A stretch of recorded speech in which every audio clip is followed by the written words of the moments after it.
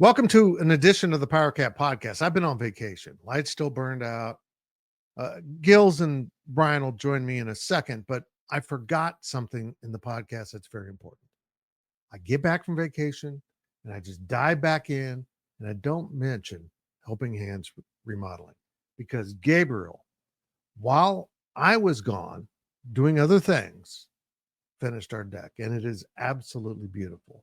It wasn't a full deck build. It was a repair, replacing some boards and spindles and all that stuff, and then a fresh coat of incredible stain. Amazing work by Gabriel. We're so happy.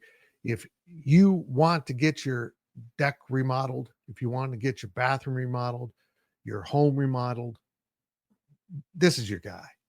He does work by himself for the most part. So the scope of his projects is more updating and repairing. Contact Gabriel right there at mhkremodeler.com. Find his number on his website. He's the real deal. And so is this podcast. Let me hit that open.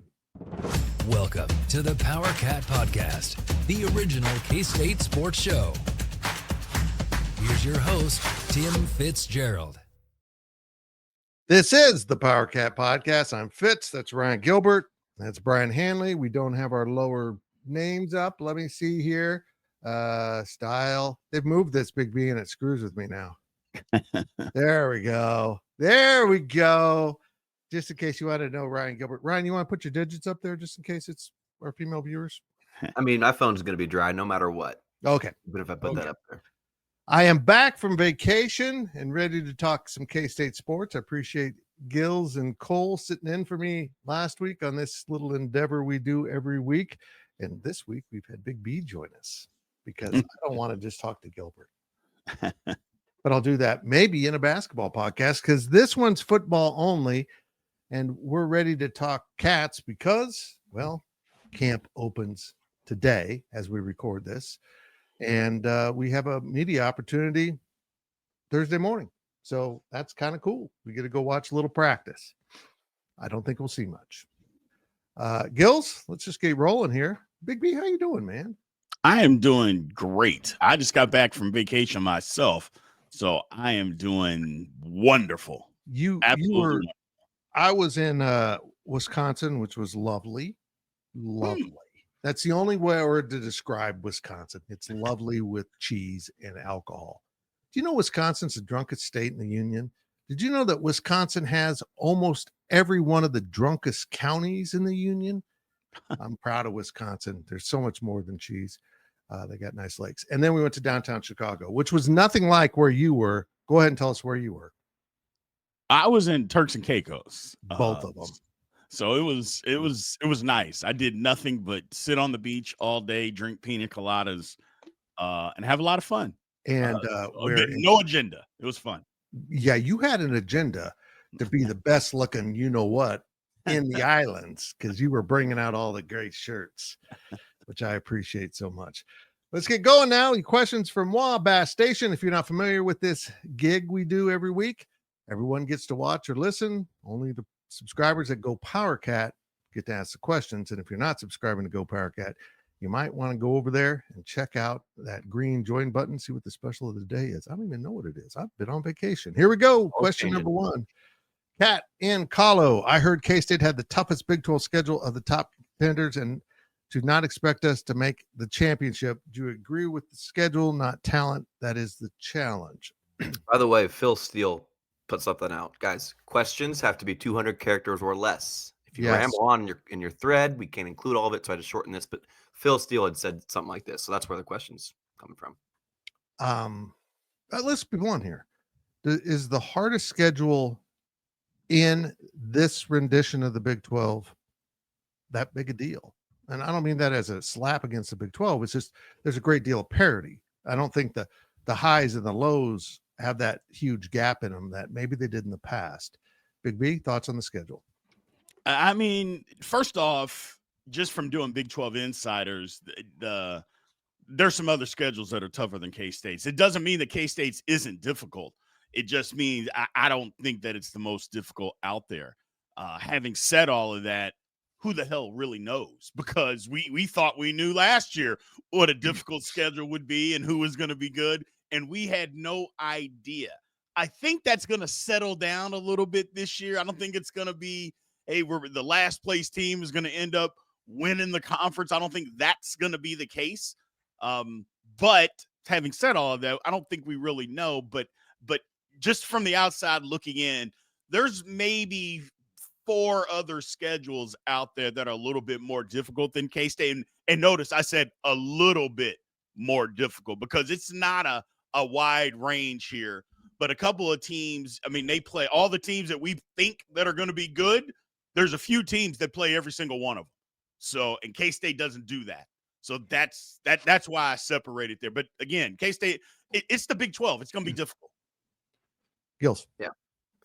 Right on. You don't know how it's going to shape out by the end of the year, but having UCF on the docket at home, not a bad thing. Same thing with going to Arizona. That, other than UCF, might be the easiest road win a team or a road opportunity, that a team can have. So yeah, obviously there's tough games up at the top, and I did a Bosco's Boys show with Scott McFarland that'll go up on Thursday, I believe, and we kind of just talked about the schedule a little bit. Some stuff came up, and it kind of escaped my mind because I've been harping on this all throughout the offseason that the schedule doesn't really matter because the Big 12 is so unpredictable. And I'm glad you said that, Big B, because it can't be forgotten about how crazy this league was. And I pull back the curtain. I said Arizona State, Texas Tech would meet in the Big 12 title game. Well, the odds of that really happening are pretty dang low because something's going to happen crazy in the league. One of those teams is going to fall. Somebody's going to rise. And so at this point, man, I really don't think you should put a ton of stock into the schedule. Like if you're looking to buy tickets, by all means, I would make an effort to get to the home game against Texas Tech or something like that. But so much is going to change throughout the year. And you guys already know Big B is going to be on top of that with the Big 12 insiders. You know it. Look, you're right. And we don't know who's going to be good or bad in the Big 12. That's one of the fun things about this conference. Arizona, by the way, is a non-conference game. Don't start me on that. So that game probably wasn't included in Phil Steele's conference game mathematics, but it kind of needs to be. And I think the whole schedule needs to be. I don't really think it matters what you play just in the conference. Oklahoma State going to Oregon is unmatched in probably the non-conference schedules for the league. So playing Arizona as your non-conference power opponent honestly weakens the schedule substantially. But if Utah is going to be good, well, K-State goes there. If someone comes up and surprises everyone else, yeah, that could happen again. But not playing Colorado, I don't know if that's good or bad. We just don't know. Not playing BYU, don't know who's the quarterback. But those things carry over all through the conference. There's questions about everyone. And here's why I don't accept that K-State is playing the toughest conference schedule in the Big 12, because they're not playing the expected Big 12 champion at all. Nope. They don't play it themselves. and I think that's, people would always say Oklahoma had it easy in the Big 12. Well, they weren't playing themselves in their peak. So that should water it down a little bit, but I don't know. They don't play Arizona State either, do they? No. So there we go. There's the top 2 teams in every poll that's come out. Look, we don't know what to expect from Tech and others, but this conference is going to be entertaining. So toughest, if it is, fellas, I don't care. You still got to handle the games in front of you, whether they're easy or tough. And I think this team can. Next up, TDE 67, one of the biggest question marks that need to be answered for the football team as they open up fall camp, which is happening as we speak. I think they're on the practice field.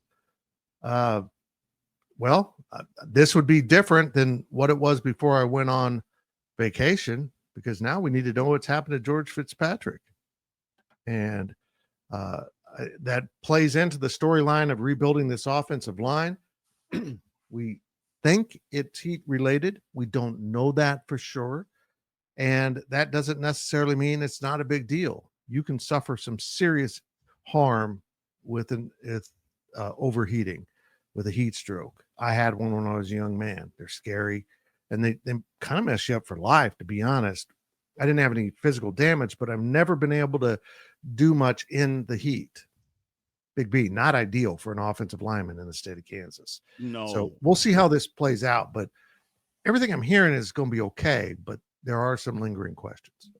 Yeah, I mean, first of all, the mental aspect of it, I think that kind of goes, unchecked a lot of times by people. I know they're young guys and things of that nature, but the mental aspect of just being out there and saying, is this going to happen again?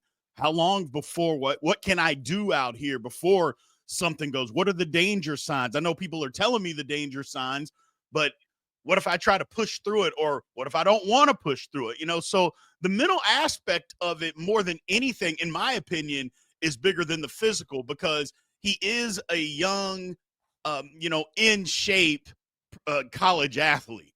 So the physical aspect of whatever can happen there, I think he'll recover from that. If it's not too damaging, again, like you said, Fitz, it could be something really serious, but I think the mental aspect of it can go a long way. But to get back to the question, I still think it's the offensive line. I mean, even though we may have had some answers beforehand, we had answers last year on who the offensive line was going to be, and it still wasn't up to par on what we needed it to be once teams figured out what K-State, what the offensive line was capable of doing. Once they figured it out against good teams, we had trouble running the football. We just did. So having said that, I think they have got it figured out. All signs point to this being a better offensive line, but complementary football, better quarterback play, better wide receivers. Lord have mercy. I was going to say wide receivers, having better wide receivers. I know that's your thing. It's all of our things, though. Having better wide receivers, all of that stuff helps each other. Different type of play calling. I'm not going to disrespect Connor Riley and say better play calling, but different play calling, not being so predictable and having a little bit more imagination. Complementary football all around is going to help everybody. But I just think the offensive line for me, but you know me, I'm going to start there no matter what. Good job, Big B. There were no real specific offensive line questions in the thread, and I was like, we got to get Big B a layup here to talk about it. So that was I knew you would go after the offensive line there. I mean, wideouts is I think, other than the offensive line, kind of the obvious answer here. But I know TDE 67, you're looking for a position group or a battle on the roster, someone that needs to step up. But I think just in general, man, in fall camp, getting prepared for your first game that is coming a week earlier against a power opponent, man, you've got to really, if you're the coaching staff, what's the word here? Flukes or mess ups or nothing. You don't want anything wacky to happen in your first game. And against UT Martin, you can get away with a fumble, not holding the ball tightly, or Avery making the wrong read. Some of those little plays on special teams against Iowa State, that's not going to fly. That can make or break your game. So I think you got to fine tune those little minute details here in fall camp as this thing's accelerating really fast, Fitz. As of today, we're recording this. Game's in a month from now, and we're heading out a week before that, Fitz. So it's coming up fast. So I think I would, if I'm Coach Kleiman, I'm looking at every little minor detail I can. And I know every year leading up to the season, within the last couple of weeks, you are looking at that as a coach, but it's doubly important here in this game in Dublin. It's 3 weeks away. We travel in 3 weeks. I don't want to be with Fitz for a week, man. Big B, I don't want to be with Fitz for a week in a hotel room. We can switch, Fitz. I'll take whoever else is on our trip with us. Shall not be named. That's so wrong. That's so wrong. Just to clarify, my wife is going with a friend who is 80. Well, guess how the room would be divided up then. It ain't gonna be my wife. I don't trust her. I don't trust her with that sexy thing in the middle of your screen right now. I mean, the whole island is gonna be fleeing. But anyhow, let's go to the next question. That was a great question. I am really concerned about Fitz, because I think we're all concerned about Fitz. I'm also concerned about George Fitzpatrick. I had to work that in. K-State Kyle asks, did we fix the leaks in the secondary? As a guy who leaks, I don't know. That was a year-end joke. Yeah, I don't know. I think so. I have a good feeling about the secondary, but that doesn't mean a damn thing, does it, Big B? No. Don't know. Yeah, the thing about it is they have to be able to play multiple coverages. And that's what they couldn't do last year, is play multiple coverages. Whether it was communication issues or guys just absolutely didn't know how to play zone defense, which is just wild to me that guys can't figure out, hey, let's spot drop. Let's drop back 8 yards and stand there. Somebody comes in your area, attack the football or attack them. For somebody not to be able to figure that out at this level all season long was troubling to me. And I think it was troubling to a lot of people, but they got to be able to play multiple coverages, because if you can't mix up coverages or disguise coverages at this level, you're going to get torched. And you just have to be able to do that. So hopefully they fixed it. I think it's more of maybe the guys that are going to be there. I mean, 2 guys got drafted into the NFL. And you would think, oh, okay, well, those guys must have played well. And I'm not saying they didn't play well, but it's like they got drafted, but did the NFL teams watch them play zone coverage? Because if they did, it's a problem. I don't know. To me, it was just odd. I've never really seen that before, guys. That's why I'm saying it. I'm just like, those are talented guys, and not necessarily them in general, just the secondary in general, not to be able to play zone. It's one thing to get beaten man. Hey, guys just physically better than you. Okay. That happens. But zone is just, hey, I'm just dropping back into this zone. And we were seeing guys wide open. And the only reason they're wide open is because guys aren't where they're supposed to be. And that was troubling. So as far as the leaks, if they can just teach people to play zone defense, I think the K-State's going to be fine. I think it's more of maybe guys were trying to do too much, because K-State, to me, they don't have dumb football players. No. I've been a part of this program, or at least following this program, for almost 30 years. Dumb football players are not something that K-State has. I can say that with my chest out. So I think it was just more maybe guys just trying to do too much, maybe the miscommunication. But as far as the leaks, if they can teach that, just figure out what the issue was. I have a lot of trust in Vam Malone. Lot of trust in that guy. So I just think they'll get it figured out. I think they will, guys.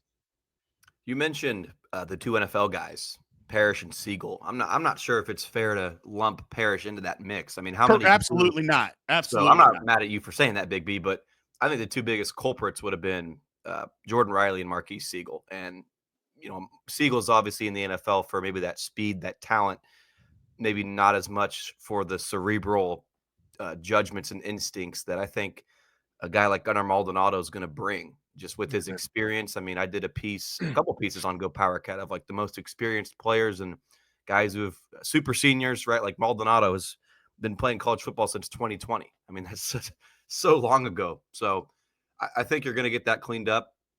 And I'd be shocked if it's not if it's not cleaned up. I mean, some of the letdowns, I mean, last year were just inexcusable. And as the season progressed, it did get better. But I think you're really gonna. I mean, VJ Payne, he's got enough speed; he can just make up ground even if he does make a mental mistake. So I think you're going to be totally fine in this regard.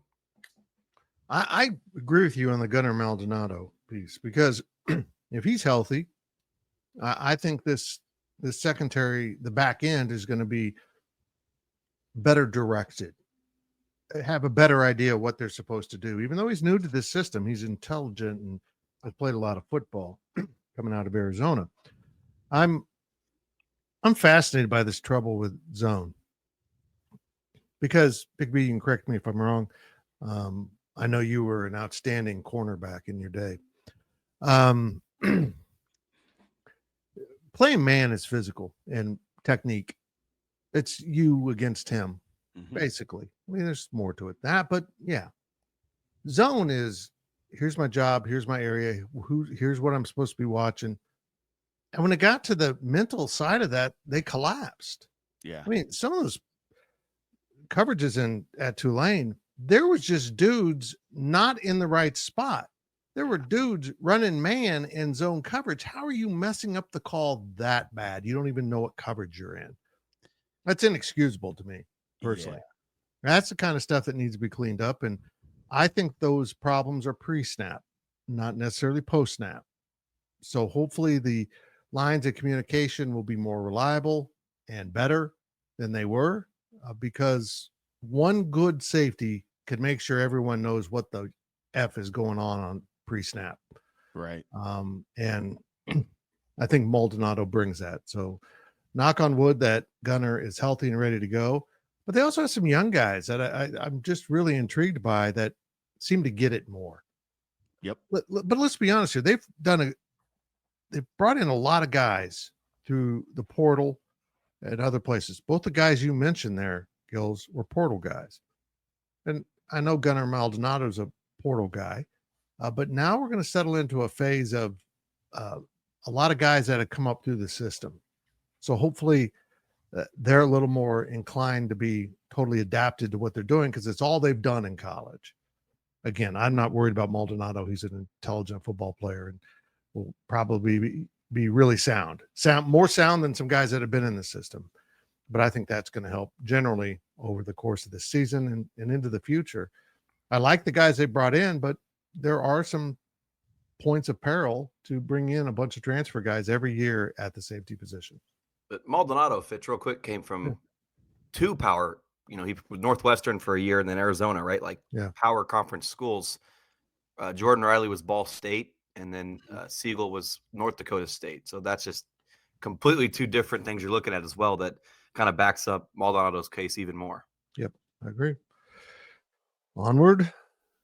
Domer Cat, do we need a good kicker to win a Big 12 championship? Arizona State won last year with a poor kicking situation throughout the year. I don't think so. I mean, Gills, you go. I think kicker is vital to how this program is set up. But as you point out, it is possible. How Arizona State won with a bad kicking situation baffles me more than not having one. There's so many times in a game where a missed field goal or extra point will send you to a defeat when they escape that. What's your thoughts on where K-State is? And I agree. Someone needs to step forward. Something people don't think about a whole lot, myself included, is like your kicker really does affect, especially once you get in plus territory. Like if you're at the 35 or 40 or 30, depending on your kicker, and it's 4th and 2, or 3rd and 5, all your decisions, I think, kind of get lumped together with your kicker and how much confidence or how little confidence you do have in that. Now, if K-State's offense is what it's supposed to be, then your kicker maybe doesn't matter a whole lot if you trust Avery to go out and get a couple yardage when you really need it most on 4th down. Fitz, you said a missed kick, a blocked kick or whatever, that can, break a game. That can, but what really, really, really broke some games last year for Kansas State was botched snaps and stuff that had nothing to do with the kicker at all. So kicker, kicking wise, you've got to get something consistent and reliable there. Of course you want that, but he's got to be in a position to where that ball is set right in front of him and he can just use his foot and put it through the uprights. There were times last year where that wasn't even the case. There was never even a kick that was attempted because of the operation was failed. Agreed. Yeah, I mean, how Arizona State last year, it cost them a game. Against Cincinnati, they got down. I know people will look, well, they lost by 10 points. I said, but the reason is I think they missed 3 field goals. And then when they had an opportunity to cut the game to 5 points, they couldn't do it, And so it's one of those things you can get by if you score a bunch of touchdowns. If you're efficient in the red zone, and you score a bunch of touchdowns, then you can absolutely get by without having a great kicker. But I think you need one that's competent. You know, I'm not saying that you have to have the Lou Groza Award winner every year. But you have to have a competent and somebody that can make a field goal from 40. Look, 45 yards nowadays is just being competent. You know, kicking has come a long way in the last 10 years. I mean, guys make 50-yard field goals like you wake up in the morning. I mean, there are no problems for so many guys nowadays. So when I say a competent field goal kicker, I'm sorry, 45 yards, that's basically got to be automatic. That seems crazy when, you know, you think about college football over the years. I said, but it's just the way kicking is nowadays. It's evolved so much. But you don't have to have the best guy out there if you have an efficient offense that, hey, you get to the 30-yard line, we're scoring a touchdown. That's what Arizona State did. They scored touchdowns and just didn't settle for field goals. If K-State can do that, then you don't have to have the best kicker in the world. Competent, yes, but you don't have to have the world's greatest kicker. A good kicker beat KU last year. Absolutely. Without Chris Tennant in that game, they're not winning. Correct. He punched it through, and a shout out to his parents who, for some reason, were on every flight that Gilbert and I were on. We got to know him pretty well. I'm gonna miss him. Hopefully they'll go to a game once in a while. I don't know. Fitz, are you concerned that Kleiman's going to try to poach one of your staff members? Maybe Grant goes back on the team. I know this. I'm not concerned about Jake kicking because his leg would fly off. But what is he on his 5th knee surgery? Yeah. Poor guy. Yeah, that's what he gets for not playing the guitar and deciding to play football. He's got the look of a country star, and yet, no, he didn't go with that. But yeah, I think Grant's safe. I think he's in the most productive position for his future, and I've also brought him on to kick you in the shins. So, all right. Valuable job. Here we go. Last one of the pod. Oh, we're flying. TN Cat. That means he's from Tennessee, Ryan Gilbert. Is the Big 12 correct in turning down the offer from the University of Memphis? Wow, I didn't check that question. I didn't even know about this till I got back. And if you don't know about it, University of Memphis basically tried to pull an SMU and say, we'll take no money. You keep all the money until the new rights contract. There was more to it than that, but that was basically it. We're coming for free. The problem is there's no position to come to. The Big 12 is not going to 17. I mean, maybe that offer flies if all of a sudden the Big 10 calls up Utah, or let's be honest, Utah makes the same offer to the Big 10 to come for free because that's where they belong. Maybe if Memphis would be the team that plugs in for another school that departs, I'm not sure. But with everything looming in the future, I don't think there's any reason to make this move right now. I understand what Memphis is attempting to do. I understand that they see the opportunity closing on them. This was probably something they should have done long ago, not now, before the 16-team alignment was set. And also, I'm going to be really blunt. If you got that much money laying around,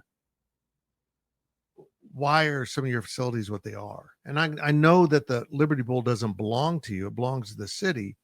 But if there's that much capital around, what are we doing here? That's what's been holding you back. Yep. That stadium is a crap show. It's awful. And I know you're going to do like $200 million, or you are. I don't even know. It ain't going to help it. It just isn't. It was left to disrepair, and you're going to put lipstick on that pig. It's still a pig. And if they had accepted that, they would have had to find someone else, because you're not doing 17. That just screws everything up. And you go to 18 like the Big 10 is, that would be UNLV. UNLV can't afford the same arrangement. So why would Memphis allow a like school to come in with a different payment schedule? I think this idea was doomed and not well timed. Well, not just that, it's what does Memphis bring to the table for the Big 12? Like, I understand what kind of school it is, but First of all, it's basketball oriented. I don't care what anybody tells you. I've known Memphis. I grew up in Louisville. That used to be Louisville's biggest rival for years. But Louisville separated from that and moved on. Memphis never did. Memphis thought just staying at the time, it was the great or Conference USA, and they decided to stay. And okay, that's fine. You can stay. Well, teams moved on. It wasn't just Louisville. It was a bunch of teams moved on, and they got left behind. Well, what would they bring to the Big 12?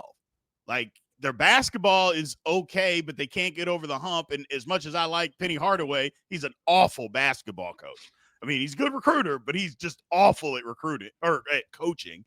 The football team's not really any good. I mean, they're okay for their level, but Houston used to beat them up.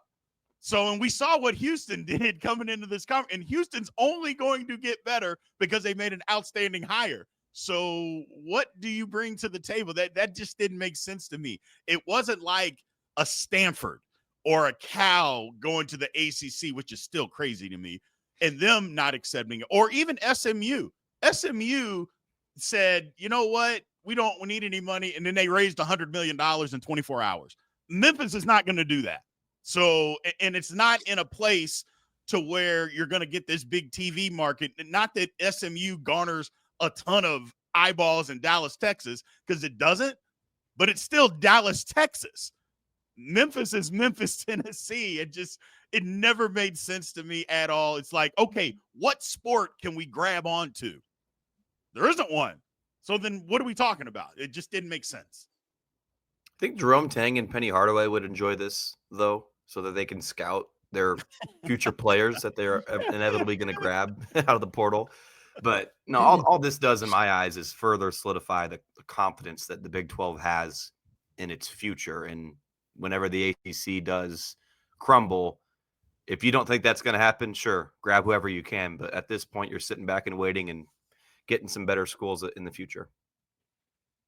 I don't know why they didn't make this offer to the ACC. They've already done it with SMU. They're worried about their future. They say they're not, but we all know they are.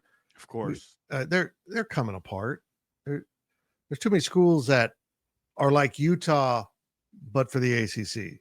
They're too good for that conference, and they need to get to one of the big two.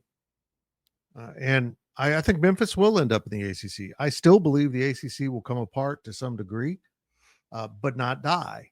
They will reform using, whatever schools are at hand. And even if those schools have gone previously to the new Pac-12 or Pac whatever, I think they'll try to escape that and return to, an Eastern conference, which is much better for your visibility, honestly. So, no, I don't think this was going to happen. I think Memphis is a fine institution. But, guys, I don't even think it's the institution that's – if you were going to do this, it's not even the right institution. I mean, I can think of other ones that bring something more to the table. And, whether it's Boise State for football or USF for location and recruiting grounds and a rivalry that it brings, I can list off more than that. Hell, I think UNLV brings a more important market in the current status of college athletics than Memphis. So I appreciate their offer, but no. Build a new stadium. Yeah. And it doesn't have to be big, Fitz. It doesn't have to be 80,000. Started at 38, 35, and then build from there. It'd be fine. I don't understand this. Look, I know the history of the Liberty Bowl. I get it. But the Orange Bowl's gone. The Cotton Bowl is mostly gone. I mean, the Rose Bowl's still there because it is a home field that has been kept up. There is a point of pride, but it's still kind of a dump. Most of these traditional stadiums have been abandoned long ago, and honestly, it's time for Memphis to consider it. It really is. And I know they're going to renovate it, which will guarantee it won't be mothballed. There's a lot of pride in the Liberty Bowl, but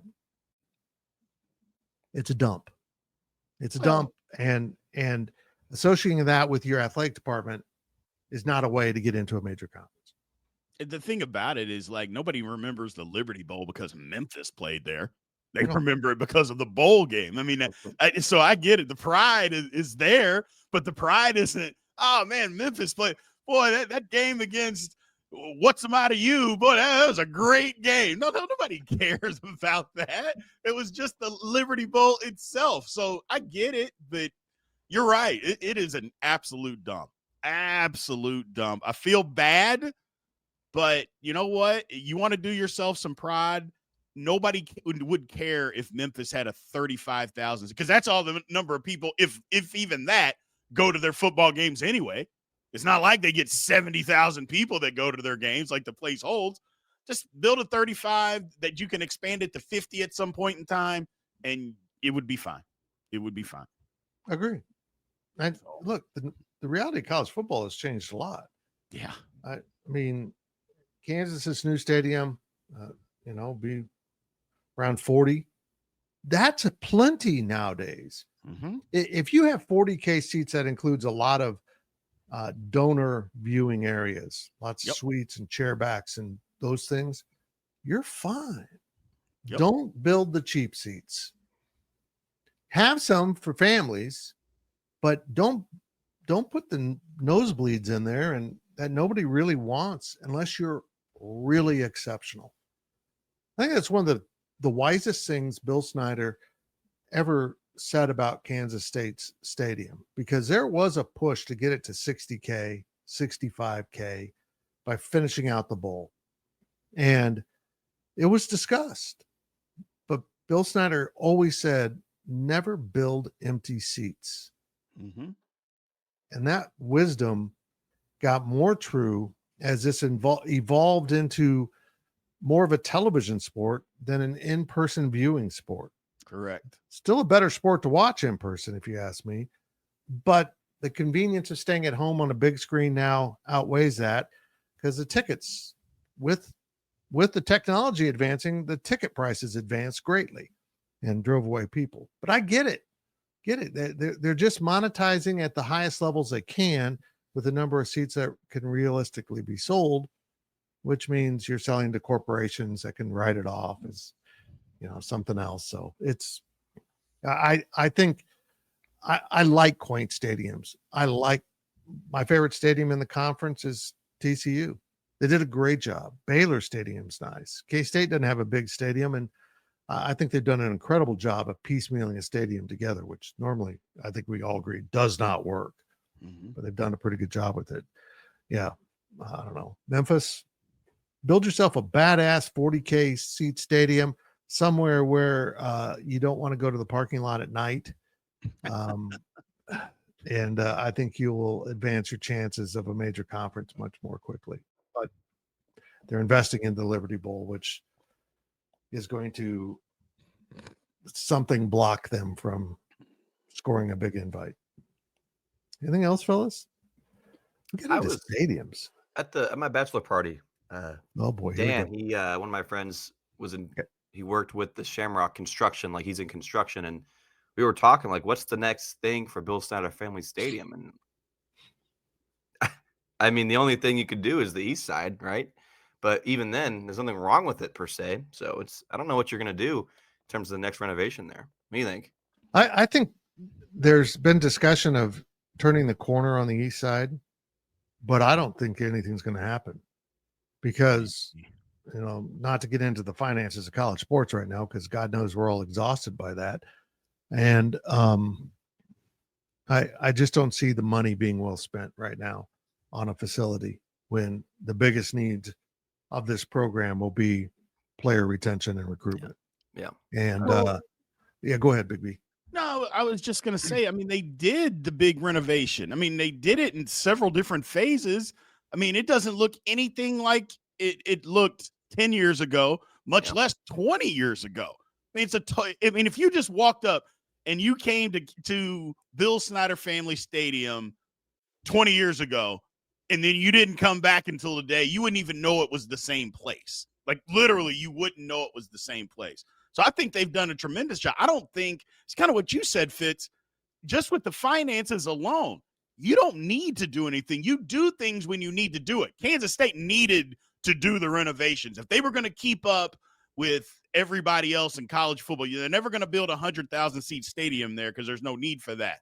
But to be able to keep up, they needed the renovations. Well, they did it. Now just live in it. It's like people that buy new houses and 2 years later they're looking for a new house. I'm like, hey, man, you just bought this house. Live in it for a while. There's nothing wrong with that. And then I just think K-State's done a tremendous job of building that stadium up to be a modern look. Not that it wasn't modern before. It was just older and it needed to be updated. Well, they did it. Okay, well, let's wait 10, 15 years before we do anything else, because there will be a time when they have to modernize it again, but that isn't right now. Just revel in it, because it's a beautiful stadium. It just is. It really is. They've done an amazing job. And let's point out that the stadium wasn't fully adequate when they built it and opened it in the 60s. It just wasn't.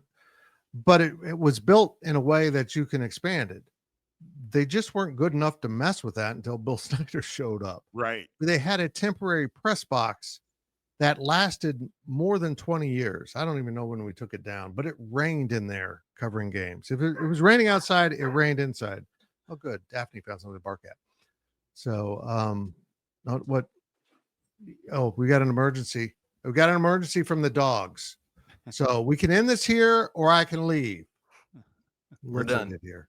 Done. Thanks for watching the Powercat Podcast. I got to go figure out why the dogs are so excited, because it's certainly not from seeing Ryan Gilbert on my computer. That's true. This has been a GoPowercat.com and Spirit Street production. Please support this show by subscribing to this YouTube channel or follow us on your favorite podcast platform.